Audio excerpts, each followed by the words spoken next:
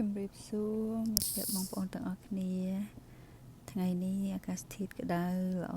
ល្មមពួកខ្ញុំក៏បាននាំគ្នាមកជិះរថភ្លើងដើរលេងកម្សាន្តនៅជិតរដ្ឋមនីសតា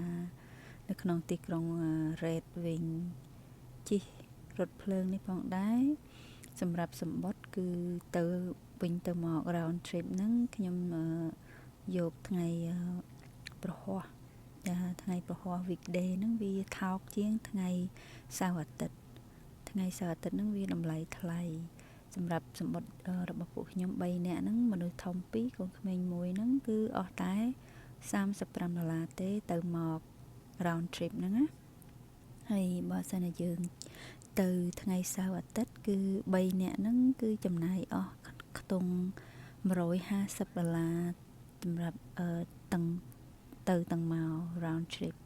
ចឹងហើយពួកខ្ញុំក៏នាំគ្នាសម្រេចចិត្តថាទៅដើរលេងនៅថ្ងៃ weekday ថ្ងៃប្រហ័សហើយមានអីការផ្លាស់ប្ដូរបរិយាកាសសប្បាយមួយយ៉ាងដែរពួកខ្ញុំជិះពីទីក្រុង Saint Paul ចេញពីទីក្រុង Saint Paul មក station Red Wing ហ្នឹងហើយយើងដើរលេងរយៈពេលប្រហែលជា 4-5 ម៉ោងហើយយើងត្រឡប់ទៅវិញល្ងាចម៉ោង 6 កន្លះរថភ្លើងនឹងមកយោយ៉ាងហើយកន្លែងទីក្រុងនេះដែរគឺជាទីក្រុងតូចទេមិនជាធំប្រហែលទេប៉ុន្តែស្អាតទេសភាពស្អាតស្ងប់ស្ងាត់ជាពិសេសសម្រាប់ដូចថាសបោចាស់ដែលគាត់retirement ណាគាត់រត់ត្រែទៅគាត់សបោមិនរស់នៅទីក្រុងនេះព្រោះទីក្រុងនេះគឺជាទីក្រុងដែលសុវត្ថិភាពហើយចំណាយតិចហើយសបោពួកជនជាតិស្បែកសនៅច្រើនចឹងហើយការដូចថាការសន្តិភាពនោះក៏គេមានច្រើនដែរ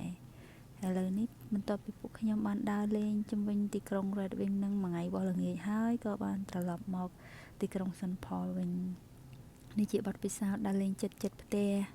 មានអីយើងចំណាយបន្តិចបន្តួចក៏បានដូចថាកំសាន្តអារម្មណ៍បាត់ stress ដែរដូចថារដូវក្តៅយើងមិនដឹងទៅណាបើសិនណាបងប្អូនដែលនៅមនីសតាចំណាប់អារម្មណ៍អីអាចមកជិះរថភ្លើងដើរលេងកំសាន្តបានរថភ្លើងនេះរត់ទៅឆ្ងាយទៅដល់ Chicago New York អីចឹងណាគេមានគេងយប់មានគេងរហូតដល់3-4-5ថ្ងៃអីចឹងទៅហើយគេមានចម្រើសឲ្យយើងជ្រើសដែរសម្រាប់ដូចមានប្រភេទកៅអីគេចឹងណា business class អីចឹងទៅតែខ្ញុំយកធម្មតាទេចាអរគុណច្រើនសម្រាប់ការតាមដានទស្សនាបាយបាយ